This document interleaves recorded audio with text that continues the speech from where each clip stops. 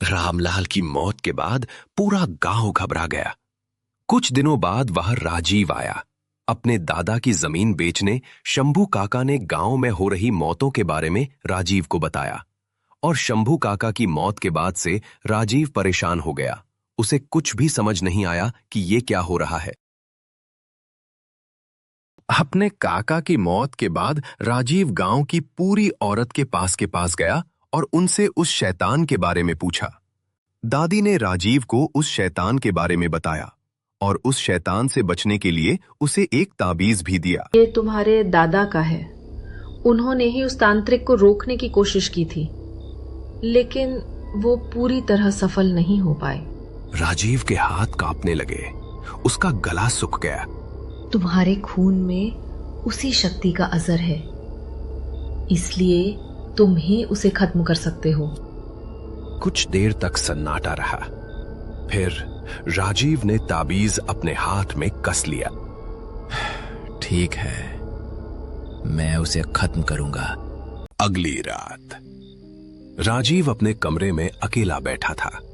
उसकी आंखों में नींद नहीं, सिर्फ डर और सवाल।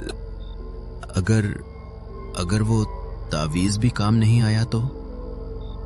अगर वो शैतान और भी ताकतवर हो गया तो? अचानक राजीव को कमरे में किसी के होने का महसूस होता है। राजीव चौंक जाता है। उसका दिल तेजी से धड़कने लगता है। उसके मन में एक ही सवाल घूम रहा था, क्या सच में उस शैतान को हराया जा सकता है, या वो खुद एक जाल में फंस चुका है? कमरे में तेज हवा चलने लगती है। राजीव घबराने लगता है। ये क्या हो रहा है? जैसे ही राजीव दरवाजे की तरफ भागता है, दरवाजा धड़ाम से बंद हो जाता है। तभी अचानक एक डरावनी आवाज आती है। वो आवाज उसी शैतान की थी। तुम मुझे खत्म करोगे राजीव, या खुद खत्म हो जाओगे? राजीव डर रहा था। उसके हाथ कांप रहे थे। और फिर कमरे के कोने में अंधेरे के बीच एक चमकती परछाई दिखाई दी। कौन हो? तुम सामने आओ।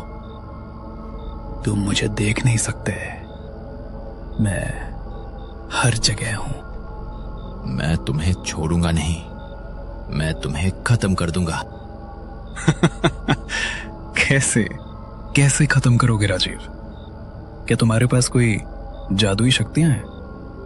तुम तो बस एक आम इंसान हो। मैं आम इंसान हूं, लेकिन सच के साथ हूं। सच? यहां सच नहीं, सिर्फ डर का राज करता है।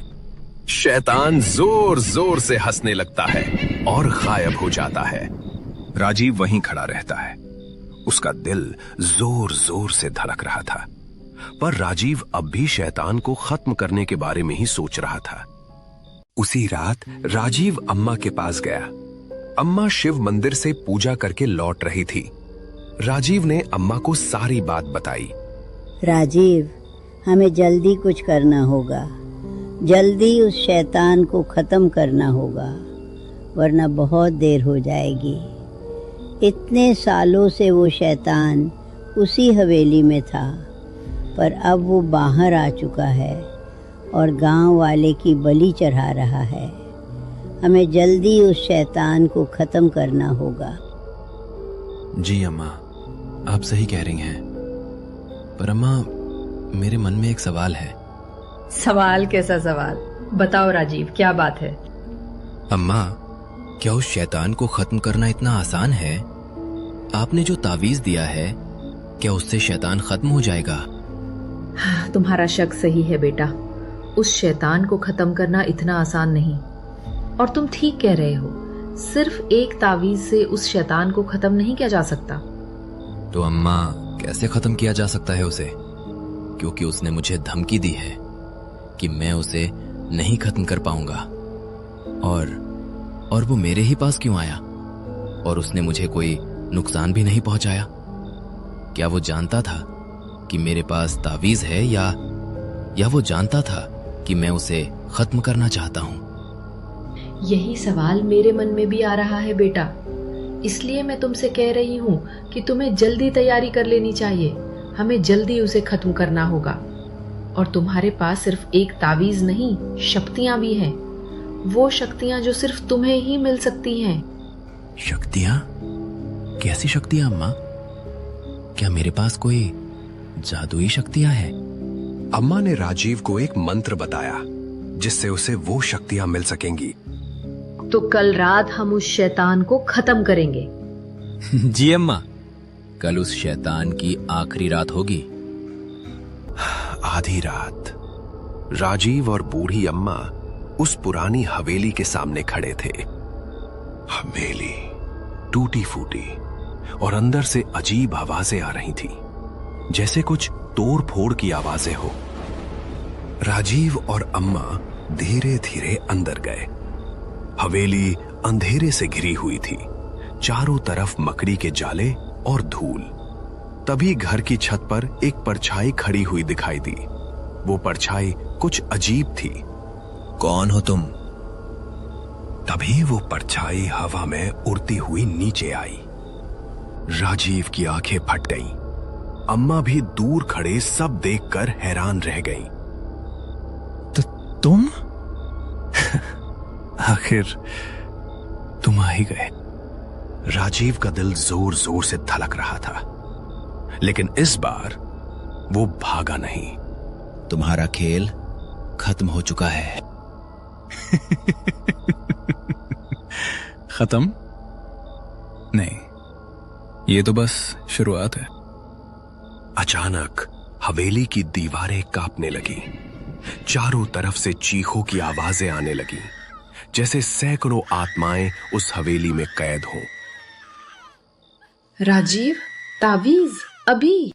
राजीव ने जैसे ही तावीज निकलकर जमीन पर फेंका, तभी तावीज जलने लगा। नहीं, ये मुमकिन नहीं। ऐसा नहीं हो सकता। शैतान तेजी से राजीव की तरफ बढ़ा।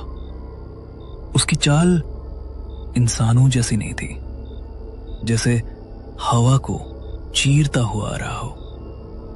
राजीव, उसी जगह वार करो जहां उसकी साधना अधूरी रह गई थी। राजीव हवेली के बीच जाकर खड़ा हो गया और वो शैतान जैसे राजीव पर वार करने गया। राजीव ने तुरंत हाथ आगे किया और एक मंत्र पढ़ा। मम इच्छा, मम आदेश, शक्ति अब प्रकट हो। उसके मंत्र पढ़ते ही उसके हाथ में एक जादुई लकड़ी, और जैसे ही राजीव ने उस लकड़ी का मुंह शैतान की तरफ किया, शैतान सीधे जमीन पर। जैसे ही शैतान जमीन पर गिरा, पूरी हवेली जोर जोर से कांपने लगी। छत से मिट्टी गिरने लगी, दीवारों में दरारें पड़ने लगी और वो चीखें और भी तेज हो गईं। तू मुझे नहीं रोक सकता। राजीव, आखिरी बार अभी। राजीव ने पूरी ताकत से वो जादुई लकड़ी उठाई और सीधा उस जगह जहां शैतान पड़ा था जोर से वार कर दिया। एक तेज रोशनी पूरे कमरे में फैल गई।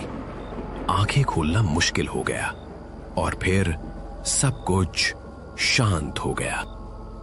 जहां भी शैतान था, वहां अब सिर्फ धूल थी।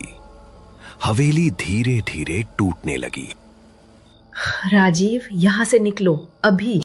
राजीव और अम्मा तेजी से बाहर भागे और जैसे ही वो बाहर निकले, धूल का गुबार हवा में फैल गया और उसके साथ ही वो शैतानी साया हमेशा के लिए खत्म हो गया। अगली सुबह गांव कालपुरा में पहली बार डर नहीं था। लोग अपने घरों से बाहर निकले और एक दूसरे को देखकर मुस्कुराए। राजीव खामोशी से उस जगह खड़ा था जहां अब सिर्फ मलबा बचा था। और कुछ दिनों बाद राजीव शहर लौट गया।